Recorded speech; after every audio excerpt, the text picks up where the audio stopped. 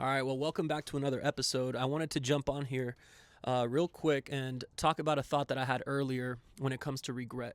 Now, regret is a tricky one. I don't claim to have all the answers on regret. I know everybody's got a different perspective on regret, and I do not claim to have the full truth on regret. I think that regret is different for every single person. I think we all have a very specific relationship with regret, and depending on how you handle regret in your life, it'll it'll either multiply, amplify exponentially the positive results you have in life, or it will completely demolish and diminish any kind of progress that you make in your life. Now, when it comes to life, obviously, the one thing that we're all looking to do is progress and achieve and excel, right? I mean, at least I hope you are. At least I hope you are. Because if you're finding these videos, then chances are you are searching for answers in one way or another, right? And regardless of whatever your age is, I'm sure that you've dealt with situations in your life that you've regretted. And that's okay. You know, regret is part of this human experience. Regret is part of the reality that you are currently living in. And because you cannot escape regret, you've got to learn how to dance with it.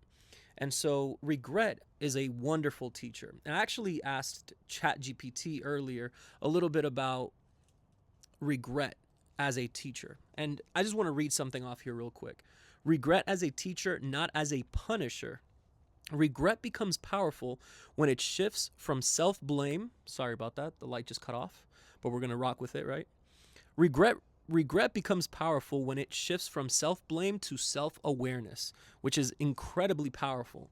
By honestly analyzing past mistakes, you uncover patterns, values, and blind spots that you couldn't see before. It's almost as if regret opens your eyes to things that you weren't capable of seeing before. Situations where you might have not had the kind of knowledge that you needed in order to make a better decision, which is completely fine. Because until you go through certain situations in this life, you're not going to really have all the information that you need to make the best decision. So it's okay, kind of take the pressure off of your shoulders. Regret in this sense is evidence of growth. It means that you've outgrown the version of yourself that made those choices. And so what does that all mean, right? And I'm sorry, I'm going to stay a little close because the light here. But what does that all mean, right? Regret means you've outgrown the version of yourself that made those choices, right? Which pretty much means that you've made choices in your life that you're not necessarily proud of, you're not necessarily fond of, and you need those because in order for you to become a better version of yourself, you've got to be able to look back and analyze the things that have transformed your mind, right? Transformed your sense of awareness, not only self-awareness but also awareness in the world around you. Point number 2, reflection turns pain into wisdom, which is kind of like what I was already kind of going toward.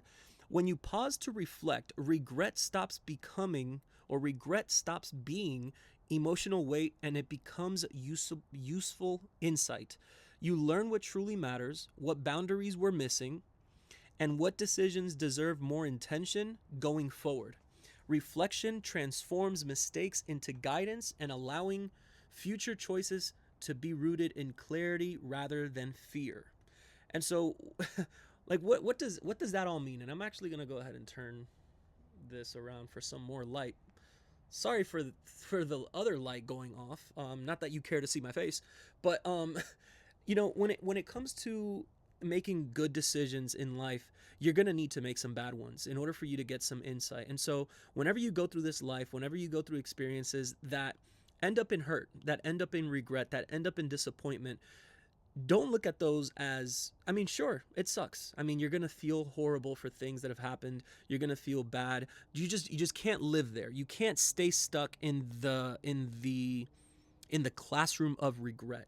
You've got to graduate. You've got to get out of there and apply what you've learned in that classroom in the next classroom and in the hallway. And when you graduate, there's the light. So, for a second. Point number 3, gratitude reclaims the story. Leo, come here. Gratitude reclaims the story. Looking back with gratitude doesn't excuse the mistake, it redeems it. Gratitude acknowledges that even painful decisions shape your resilience, your empathy, and direction, which is very true. When you mess up and you recognize that you mess up, you don't necessarily start holding people to a standard that you couldn't maintain yourself. And you make way for grace. You make way for mistakes to be made. Oftentimes, when we hold people up to a certain standard and they can't reach it, it's possible that they just don't have the information to reach that standard that you've set. So really, you got to look at yourself and wonder, are you setting a standard that you yourself are not meeting?